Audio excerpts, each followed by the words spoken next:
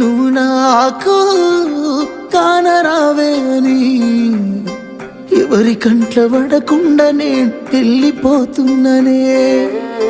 నువ్వు నాతో మాట్లాడలేవే అని ఎవరితో మాట్లాడకుండానే వెళ్ళిపోతున్ననే.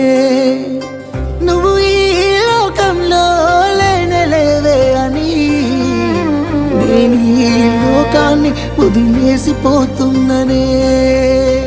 నువ్వు పువ్వులు అల్లుకొని పోతున్నవే అత్తగారింటికి, నే పువ్వులు జల్లుకొని పోతున్ననే కాలే కాటికి.